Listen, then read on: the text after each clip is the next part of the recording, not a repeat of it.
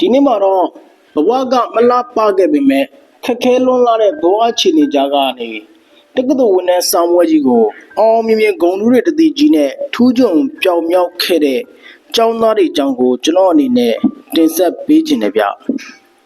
ပထမဦးဆုံးပြောပြချင်တာကမက်နေကြီးထွေးပါမက်နေကြီးထွေးဟာဒီနှစ်ကြီးတွဲဆောင်းပွဲအောင်စင်းမှာတီတာကုန်းပြင်ကျောင်းကနေဂုဏ်ထူး၄ပါးသာနဲ့အောင်မြင်ခဲ့သူပါသူမနေတဲ့နေရာကိုကြည့်လိုက်ပါဦးဓာတ်ပုံတွေထဲမှာတွေ့ရမယ်ဆိုရင်တော့အခြေဆိုင်မလုံးမချုံတဲလေးနဲ့လေကွင်းပြင်ထဲမှာပါကျောင်းကိုတက်ဖို့အတွက်လေကွင်းပြင်တွေထက်တော်ကြီးတွေကိုဖြတ်တန်းလာပါတယ်သူမဟာနှီးဖြာရက်ပြီးတော့လေမိဘကိုတစ်ဖက်တစ်လမ်းကဝင်ငွေရှောက်ခွေကျွေးရပါတယ်သူမတက်တဲ့သူများနဲ့ပေါ့အခုခေတ်ကာလမှာအားလုံးကသိကြတဲ့အတိုင်းပါပဲစာဝတ်နေရေးကအင်မတန်မှခက်ခဲလာပါတယ်သူမတို့အကြောင်းသူလေးအတွက်တော့ကျူရှင်ဆိုတာအရန်ကိုအလံဝေးกว่าလွန်းလာပါတယ်ဒါပေမဲ့သူမဟာကြီးတွဲဆောင်ဝဲကြီးမှာမြန်မာစာပထဝီသမိုင်းဘောဂဗေဒဆိုပြီးတော့ဝိဇ္ဇာတွဲမှာဂုဏ်ထူး၄ပါးသာတော့မှဖတ်ရှိခဲ့ပါတယ်ဒါကြောင့်သူမရဲ့ငြိမ်ညံ့သွင်းတဲ့စူးစမ်းမှုကတော့တကယ်ပဲလေးစားဖို့ကောင်းပါလေအောင်စင်းထွက်တဲ့28ရက်နေ့ကတီတာကုန်းပြင်စာစစ်ဌာနကအောင်မြင်တဲ့ကျောင်းသား19ယောက်ထဲမှာဂုဏ်ထူး၄ပါးသာနဲ့အောင်မြင်သူ2ယောက်ရှိပါတယ်အဲ့ဒီ2ယောက်ထဲမှာစင်အိုးကွဲရွာကကလေးမလေးကမပြည့်မစုံတဲ့ကျောင်းတက်ခဲ့ရတာပါကျူရှင်ဆိုတာဘာမှတော့မသိရှာဘူးလို့မိတ်ဆွေချို့ကပြောပါတယ်ဒီအကြောင်းကိုဒီ Facebook မှာ post တင်ခဲ့တာကတော့ဦးခင်စောဆိုတဲ့ပုဂ္ဂိုလ်ဖြစ်ပါတယ်ဒါနဲ့ဦးခင်စောကလည်းအဲ့ဒီကျောင်းသူလေးနေတဲ့စင်အိုးကွဲရွာလေးကိုသွားဖြစ်ပါတယ်တဲ့စင်အိုးကွဲရွာလေးကတော့ AR တိုင်းရေကြီးမြို့နယ်တီတာကုန်းပြင်အနီးမိတ်တလင်အုပ်စုအပိုင်းထဲမှာရှိတဲ့ရခိုင်ယူမတောင်ကြီးကရွာလေးပေါ့ဗျာဦးခင်စောပြောသလိုပြောရရင်ကျွန်တော်တို့စင်အိုးကွဲရွာလေးကိုရောက်တော့နည်းနည်း9နာရီပဲရှိပါသေးတယ်တဲ့ရွာသားများစုကရခိုင်ယူမအမိပြုပြီးဝါခုတ်ထင်းကုန်းနှီးဖြရမြစ်ချိုးဒီလိုနဲ့ပဲဘဝကိုရည်တည်နေတာပါခုတော့နေမြေဒေသတင်းငင်အေးချမ်းမှုမရှိတဲ့အတွက်ယူမပေါ်တက်ပြီးလို့ဖို့ကအဆင်မပြေတော့ရွာဘေးပတ်လည်မှာပဲရအလုပ်လေးတွေလုပ်ပြီးဘဝရည်တည်နေရပါတယ်စင်ကွဲရွာရဲ့ဘေးနီးဝန်းကျင်ကရွာတကြီးအုပ်စုတက်ကဲ့ပြည်အုပ်စုရွာတွေဆိုရင်စစ်ဘေးနဲ့ဝေးရကိုအသီးသီးရှောင်တာ15လလောက်ရှိပြီတဲ့အခုလေးပါးသာကုန်လို့ရှိရင်မန်နေဂျီထွေးရဲ့အိမ်ကစင်ကွဲရွာထဲမှာမဟုတ်ပါဘူးရွာနောက်ဘက်လက်ကွင်းပြင်အစုံတောဆက်တောင်ကုန်းလေးမှာနေပါတယ်စင်ကွဲရွာကနေမန်နေဂျီထွေးရဲ့အိမ်ကိုရောက်ဖို့လက်ကွင်းပြင်တွေတောင်ကုန်းလေးတွေကိုဖြတ်ပြီး15မိနစ်လောက်လမ်းလျှောက်ရပါတယ်မန်နေဂျီတွေအဖေနဲ့မိကဦးမြင့်အေးနဲ့ဒေါ်ဝါထွေးတဲ့သားသမီး၄ယောက်မှာသူမကဒုတိယသမီးပါမိသားစုဘဝရည်တည်မှုလုပ်ငန်းမေးကြည့်တော့အဖေဖြစ်သူကဒီနွေခါမှာကြောက်တဲ့ချင်းလုံးလေးတွေရက်တကောက်လက်ရောင်းပါတယ်မိုးခါမှာထင်းခုတ်ဝါခုတ်အမေကနှီးဖြတ်ရပါတယ်သမီးလေးနေဂျီတွေကကြောင်းတက်ရင်မိခင်ဖြစ်သူရဲ့နှီးဖြတ်ရတဲ့လုပ်ကိုအားရင်အားလို့ကူပေးရပါတယ်သမီးလေးနေချီထွေးနှီးဖြတ်ရနေတဲ့ပုံတော်မှာအမတ်တရတပုတ်ရိုက်ခဲ့ပါသေးတယ်တဲ့တီတာကုန်းမြေထထန်ကျောင်းမှာကျောင်းတက်ဖို့တဲ့သမီးလေးဟာအင်္ဂါနဲ့ဒေါ်လာနဲ့စင်ဝဲရွာကို15မိနစ်လဲလျှောက်ရပါတယ်ရွာတစ်စပိန်နဲ့စင်သေးတရကုန်းရွာတွေကိုမိနစ်30ခန့်နေရပါတယ်အဲ့ရမှာတီတာကုန်းမြို့ရောက်ပြီးနေစဉ်ကျောင်းတက်ရတာပါခုလိုမိုးရသည့်ရေကြီးရှမ်းကျင်ဆိုရင်အင်္ဂါနဲ့စင်ဝဲရွာကိုသွားတဲ့လမ်းလျှောက်ရေတွေ၄၅ပေကြီးလာလို့သမီးလေးကျောင်းတက်မပြအောင်အဖေနဲ့မိကလိုက်ပို့ရတယ်ပြောပါတယ်အဲ့ဒီမှာ2025 3လပိုင်းချိန်ကစပြီးမန်နေဂျီထွေးရဲ့အိမ်နောက်ဘက်အနီးကတောင်တွေမှာတိုက်ပွဲတွေဖြစ်ပွားခဲ့တဲ့လက်နက်လေးတန်းတွေလည်းမကြားချင်တဲ့စုံနီးခဲ့ကြပါတယ်အစာပိုင်းကြောက်လွန်းလို့အတွက်အိမ်နောက်ဘက်ကမိသေးပိုကျင်းတဲ့မိသားစုကုန်ဝင်ပြီးငြိမ်နေရပါတယ်တိုက်ပွဲဖြစ်တဲ့ညဆိုရင်စာမဖက်ဖြစ်ဘူးမိုးနေမှအမြင်ဖတ်ရတယ်လို့မသိတာထွေးကပြောပါတယ်လက်နက်ကြီးကြီးတချို့တော့မှလက်ကွင်းထဲကိုကျဘူးလေလို့ရွာသားတွေစီကသိရပါတယ်မန်နေဂျီထွေးကြီးတွဲရောက်တဲ့အထိဖျောင်းတဲ့မီးလေးနဲ့ပဲစဖတ်ရပါတယ်သူမဖျောင်းတဲ့ဝယ်စရာပတ်စံမရှိလို့သူသမီးလေးတညဆမဖက်ခဲ့ရဘူးလို့မိခင်ကငိုကြွင်းပြောရရှာပါတယ်။အဲ့လောက်ထိကိုဆင်းရဲပါတယ်။ကြီးတွဲဆမပွဲဖြစ်ပြီးချိန်ဒီသမီးလေးဟာကျောင်းဝတ်ဆောင်အင်ဂျီလေးသုံးတယ်လုံကြီးလေးနဲ့ထင်နေတာတက်ခဲ့ရပါတယ်။မိဘတွေကတနေ့လို့တနေ့စားမို့သမီးပညာရေးအတွက်လည်းအချိန်ပြည့်ခီးမဆိုင်နိုင်ပါဘူး။ကျောင်းသွားဖို့ထမင်းကြိုင်ကိုသမီးလေးကသူကိုယ်တိုင်သူချိတ်ယူသွားပါတယ်။အများဆုံးထက်ပြတဲ့ဟင်းကတော့လက်ဖက်တုံးနဲ့အင်ရှစ်လက်ကွင်းတွေကကစုံညွန့်ကြော်ပါပဲတဲ့။မပြေမစုံနဲ့ကြောင်းတရားတဲ့သူမို့လို့ကြောင်းမို့ဖို့ဆိုတာတစ်ခါမှမရခဲ့ဘူးပါဘူးကျူရှင်တို့ဂိုက်တို့ဆိုတာလဲသူမရဲ့ဘဝမှာဘာမှန်းတော့မသိရပါဘူးကိုဘဝကသူများဘဝတွေထက်အရင်နှိမ်ကြလို့ကိုဘဝကိုအောင်မြင်အောင်နေမယ်လုပ်မယ်ဆိုတဲ့စိတ်နဲ့စောင်းအယုံဆိုင်စူးစမ်းခဲ့တယ်လို့သမီးလေးကပြောပါတယ်အခု G12 ကိုမြန်မာစာပါဝင်ဂုဏ်ထူး၄ပါးသာနဲ့နှစ်ချင်းပေါက်အောင်မြင်သွားပါတယ်စင်ဦးကွဲရွာလေးသမိုင်းမှာဒီလိုအောင်မြင်မှုကတစ်ခါမှမရှိဘူးပါဘူးသမီးလေးမှာ86လမှုတဲ့ရည်မှန်းထားတဲ့စိတ်ကူးအိမ်မက်ရှိသလားမေးတော့ကလေးတွေကိုပညာသင်ပေးတဲ့ကျောင်းဆရာမဘွားနဲ့ဝ ဝတ္ထုဆောင်မတွေရေးပြီးစာရေးဆရာမဖြစ်ခြင်းတယ်လို့ပြောပါတယ်။သမီးကျက်ဆုံးစာရေးဆရာမတွေကဘယ်သူတုံးလို့မေးတော့ဆရာကြီးလည်းတွင်သောစောချစ်ဆရာမကျူဆရာမပုံညာခင်လို့ဖြစ်ပါတယ်။အဲချိန်မှာပဲသူ့မိကအိမ်နောက်ဖက်ခန်းထဲဝင်ပြီးဗလာစာအုပ်ထုတ်ယူပါတယ်။စာအုပ်တွေကအကြောင်းအရာတွေဖတ်ပြီးတော့ကြက်သိန်းအောင်ထားရပါတယ်။ဘာလဲဆိုတော့စာအုပ်ထဲမှာမာနမြေကမ်းမပေါ်ကအချင်းငှက်လို့အမည်ပေးပြီးဗလာစောရဲ့18မျက်နှာတန်းတန်းရှိတဲ့သမီးလေးရဲ့ကိုယ်တိုင်ရေးဝတ္ထုရှိတဲ့ပုဒ်ပါ။စသိန်းခန့်ကမပြီးသေးဘူးတဲ့။ဒီနေ့ပြန်ကန်ဒီသမီးဖတ်ချင်တဲ့စာအုပ်ရှင်ပြောပါလို့ကျွန်တော်ကပြီးတော့ကဘာကျော်ပုဂ္ဂိုလ်တွေရဲ့အကြောင်းရေးတဲ့စာအုပ်တွေရရင်ဖတ်ချင်ပါလေတဲ့လက်ရှိချိန်မှာသမီးလေးတို့မိသားစုကနေပြည်ချင်းနေကြောင်းအိမ်လေးကိုခဏဆွန့်ခွာပြီးစင်ဦးကွက်ရတဲ့ကမိသားစုအိမ်တွေမှာခဏလာနေရပါတယ်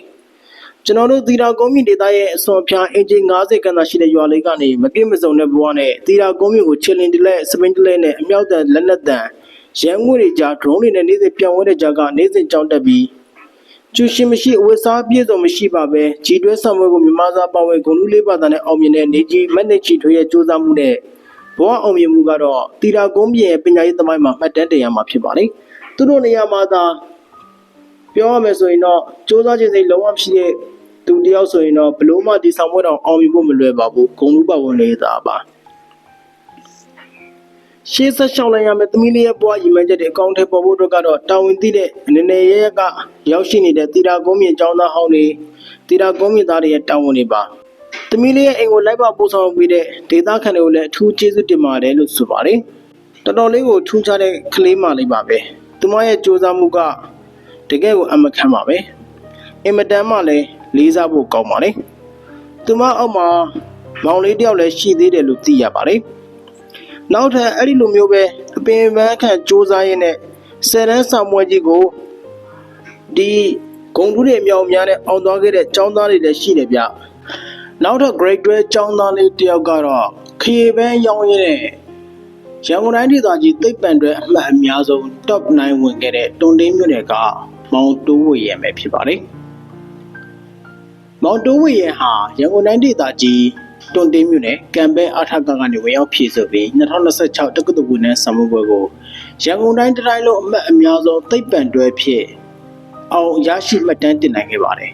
်မိဘတွေကလုံးဝမတက်နိုင်တဲ့အတွက်ကိုယ်တိုင်အိမ်သားခရီးပန်းကြွေလေးတွေကောက်ပြီးခရီးပန်းကုန်းလက်ရောင်းရင်းနဲ့ကျောင်းစေးရှာကျောင်းတက်ခဲ့ရတဲ့ကလေးပေါ့သူကတက္ကသိုလ်ဝင်နဲ့ရောက်တဲ့အထိမိဘတွေကစာဝတ်နေရေးအဆင်မပြေစာဝတ်တော်မနဲ့ရုန်းကန်နေရတဲ့အတွက်သူ့ကျောင်းစေးအတွက်ဘလို့မှမတက်နိုင်ရှာပါဘူးဒါကြောင့်ကိုယ်တိုင်ခရီးပန်းလိုက်ကောက်ပြီးခရီးပန်းကုန်းလေးတွေလိုက်ရောင်းရင်းနဲ့ကို့ကျောင်းစေးကိုရှာပြီးတော့ကျောင်းတက်ခဲ့ရတဲ့ကောင်းလေးပါတက္ကသိုလ်ဝန်ထမ်းဆောင်ပွဲအတွက်ကျူရှင်ပါညာတက်ချင်ပေမဲ့မတက်နိုင်တဲ့မိဘတွေအကြောင်းသိနေတော့ခုခေတ်ကျူရှင်လကတွေကလည်းအနည်းဆုံး9000တသိန်းဖြစ်နေတော့ဘလို့မှမဖြစ်နိုင်တဲ့သူ့ဘဝခြေနေမှာကျူရှင်လုံးဝမတက်ပဲကျောင်းဆရာမတွေသင်ကြားပေးတာလေးတွေလမ်းဘေးကအထူးတိုးဆောင်အဟောင်းလေးတွေဝယ်ပြီးတော့အခုလိုထူးထူးချွန်ချွန်အောင်မြင်တဲ့အထိစူးစမ်းခဲ့တာလို့ဆိုပါတယ်သူကခုလောက်ထိရမယ်လို့မထင်တာကြောင့်မိဘတွေကလည်းကိုယ့်ရဲ့သားလေးဒီလောက်ထိတော်လိုက်မယ်လို့မထင်တဲ့အတွက်ကြောင့်အောင်စင်းသိရခြင်းမှာအရန်ကိုအံ့ဩဝမ်းသာခဲ့ပါတယ်။သူဟာသိပ္ပံတွဲ6ဘာသာဂုဏ်လူအမှတ်ပေါင်း940မှတ်ရရှိခဲ့ပါတယ်။ငယ်စဉ်ကလေးဘဝခရီးပန်းဆိုင်အောင်တော့100 900လောက်များခဲ့ပြီးခုနောက်ပိုင်းမှာ100 900လောက်ထိရလာတယ်တဲ့။မိုးရင်းမို့လို့ခရီးပန်းတွေပိုကျွေတော့သူပိုရတယ်တဲ့။မောင်တိုးဝေရဲ့ဆန္ဒကဆရာဝန်ဒါမှမဟုတ်ရေကျောင်းတက္ကသိုလ်တက်တဲ့အချိန်နဲ့ဆန္ဒရှိပါတယ်။မိဘတွေကတက္ကသိုလ်တက်ဖို့ဈေးမထောက်နိုင်တဲ့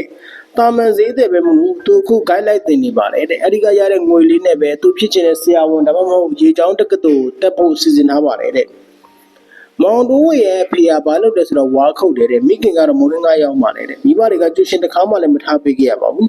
းကျောင်းမဖို့စိတ်လည်းမပေးခဲ့ရပါဘူးသူကိုယ်တိုင်ကျောင်းသွားလို့မဖို့ပေးလည်းမယူပါဘူးကျူရှင်ထားပေးဆိုမယ်ဆိုလည်းမိဘကိုငဲ့ပြီးမတက်ပါဘူးအခုတက္ကသိုလ်ဖြေတော့လဲ9ဘာသာလောက်ပဲပါမယ်လို့မှန်းထားပေမဲ့ကျောင်းကဆရာဆရာမတွေကတားရေးဘာသာဆုံးအော်ဒီပါတယ်လို့ဝန်သားအားရလှမ်းပြောကြလို့ထခုံမတက်ဝန်သားခဲ့ရပါတယ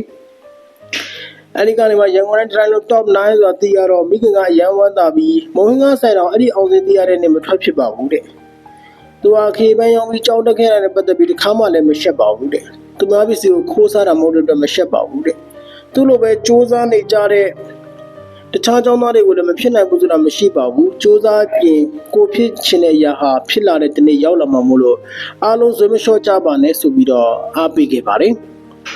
မောင်တိုးရဲ့အကြည့်တယောက်ကိုဖြစ်ချင်တဲ့ဆရာဝန်ကြီးဒါမှမဟုတ်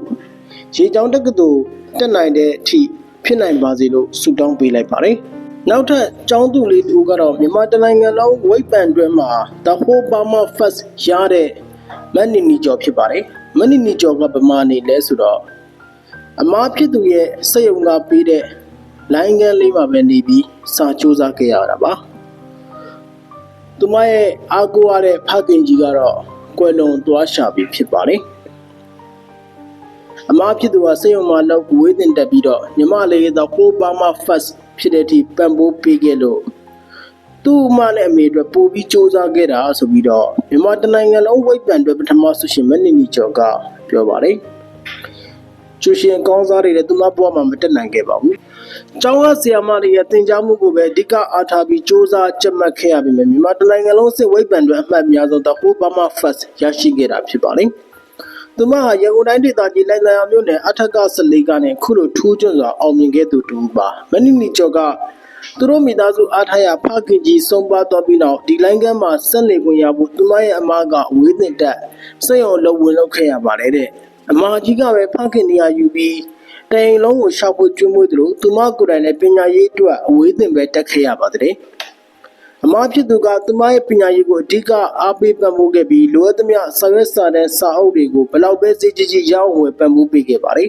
မိခင်ကြီးကကျမ်းမာရေးမကောင်းလို့လုံးမလုံးနိုင်ပေမဲ့အိမ်လုံးမှန်သမျှသမီးငယ်တွေလုံးဝမလုပ်ရအောင်အမြဲကူညီခဲ့ပြီးစာအုပ်ပဲအချိန်ယူချက်စီခဲ့ပါတယ်တဲ့သူမကလည်းမိခင်နဲ့မဖြစ်သူကအခုလိုကျေးဇူးရှိထားတဲ့ပေါ်ကျေးဇူးဆက်နိုင်ဖို့ပို့ပြီးစူးစမ်းခဲ့လို့အခုလိုမျိုးမြန်မာတနိုင်ငံလုံးဝိတ်ပန်တွေပထမ The Whole Burma First ရရှိခဲ့တာဖြစ်ပါတယ်တန်လျာလိုင်းကလေးမှနေပြီးမနီနီကျော်နဲ့မိခင်ရဲ့အမကသူမစာချုပ်ဖို့နေရာလေးတည်တံ့လုပ်ပေးထားသလိုလိုအပ်တဲ့စာအုပ်တွေလည်းကုန်ဝယ်ပေးထားပါတယ်သူမဟာ eco ဘာသာရေးမှာအထူးသဖြင့်ထူးချွန်သူဖြစ်ပြီး eco နဲ့ပတ်သက်ရင်မရဲစုရသူပါမနီနီကျော်ကအဖေကအမကြီးတက္ကသိုလ်ဝင်အောင်တော့လည်းအရန်ပျော်ခဲ့တာသမီးငယ်လည်းအောင်တဲ့အထိအဖေစူးစမ်းမယ်လို့ပြောခဲ့ပေမဲ့အခုလိုမျိုး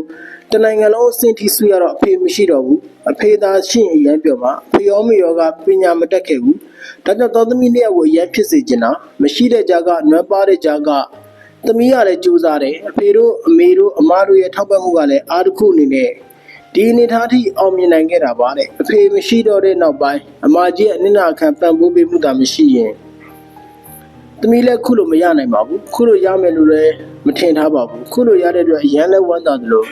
အမနဲ့အမေရဲ့ကျေးဇူးဆက်နိုင်အောင်လည်းစူးစမ်းသွားမယ်ဆိုရင်မနီနီကျော်ကတော့မြေရီကြားကနေပြောသွားပါတယ်နောက်ထပ်ကျောင်းသားလေးကတော့6ဘာသာဂုဏ်လူရှင်မောင်စွမ်းပြည်စုံပါသူရဲ့ဖခင်ဖြစ်သူကသားဖြစ်သူဘာသာဆုံးဂုဏ်လူရှင်ဖြစ်တာကိုမြင်ကျင်ခဲ့ပေမဲ့သူ့ဖခင်ရဲ့ကြိုးပမ်းလေးကအောင်စင်းထွက်တဲ့နေ့ကြီးဖြစ်နေပါတယ်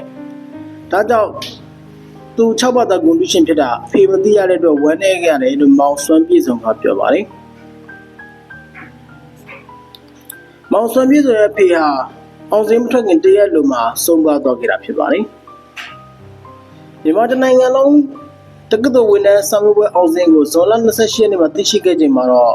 ့သူ့အဖေဖြစ်စေခြင်းတဲ့အတိုင်း6ဘာသာဂုဏ်လူရရှိခဲ့တာပ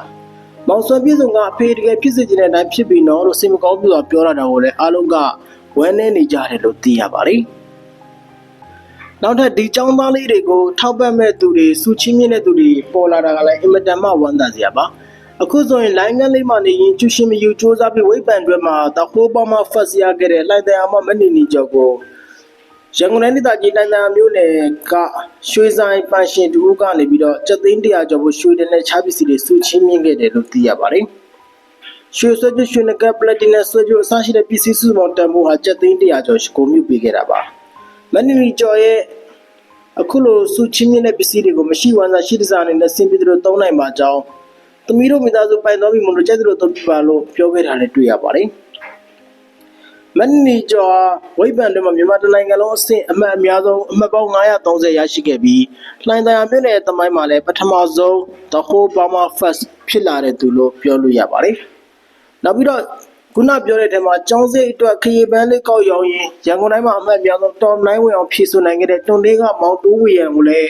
ပရဟိတကိုထုံးမင်းကငွေကျပ်10သိန်းဂုဏ်ပြုချီးမြှင့်ခဲ့တယ်ဆိုပါတယ်မောင်တိုးဝေရန်ကတော့တွန်လေးမြို့နယ်ဂုံကိုဆောင်ပြီးခုနှစ်တက္ကသိုလ်ဝင်တဲ့ဆောင်ပွဲအောင်စင်းထွက်ချိန်သိပ္ပံတွေမှာရန်ကုန်တိုင်းလုံးအမှတ်အများဆုံးနဲ့ Top 9ရရှိခဲ့တာပဲဖြစ်ပါတယ်ကိုထုံးမင်းကတော့လက်တလောမောင်တိုးဝေရန်ရဲ့အောင်မြင်မှုအတွက်မိဘတွေနဲ့အတူပျော်ရွှင်သုံးနိုင်ဖို့ ဒါမှမဟုတ်ပညာရေးအတွက်ဖြစ်စေမိသားစုအတွက်ဖြစ်စေလိုရာသုံးနိုင်ဖို့သူကနေတစင်တူတန်းပေးလာတဲ့လူရှင်သူရဲ့ဂုဏ်ပြုစုငွေ10သိန်းချက်ကိုတွားရောက်လူတန်းပေးခဲ့တာလို့သိရပါတယ်။ခုလိုမျိုးချီးမြှောက်တာတွေတွေ့ရတဲ့အတွက်လည်းအရန်ကိုဝမ်းသာစရာကောင်းပါတယ်။နောက်ပြီးတော့မောင်တိုးဝေရန်အတွက်ပညာသင်ထောက်ပံ့ကြေးပေးဖို့ပါတရုတ်ဆောင်လွန်လာတဲ့ခင်ပွန်းဦးစေတီဟာတို့ကစီစဉ်နေတယ်လို့သိရပါတယ်။မူလကចောင်းသားတို့ကိုထောက်ပံ့ပေးမယ်လို့ပြောပေမဲ့နောက်ပိုင်းမှာ2ယောက်ဆိုလဲထောက်ပံ့ပေးမယ်ရပါတယ်လို့ပြောခဲ့တာတွေ့ရပါတယ်။ဒါကြောင့်တချို့ကမောင်တိုးဝေရန်ကိုညီပေးဖို့လိပ်စာဖုန်းနံပါတ်တွေပြပြီးဝိုင်းဝန်းတောင်းဆိုပေးခဲ့ပါတယ်။တရုတ်ဆောင်လွန်လာတဲ့ခင်ပွန်းစေတီဟာကလည်းဒါဆိုရင်မောင်တိုးဝေရန်ကိုပညာသင်စေပတ်ဖို့ကူညီနိုင်ဖို့ဆက်သွယ်မယ်ဆိုတဲ့အကြောင်းပြန်ခဲ့တာပဲဖြစ်ပါတယ်။မောင်တိုးဝေရန်လိုမိဘကိုတက်သည့်လိမ်မာပြီးတော့ကျောင်းစိတ်အတွက်အကူမပေးကိုယ်တိုင်ခရီးပန်းကောက်ရောက်ပြီးခုလိုထူးချွန်စူးစမ်းနိုင်တာကတော့တကယ်ကိုလေးစားစရာကောင်းပါတယ်။မိတ်ဆွေတို့ဒါကတော့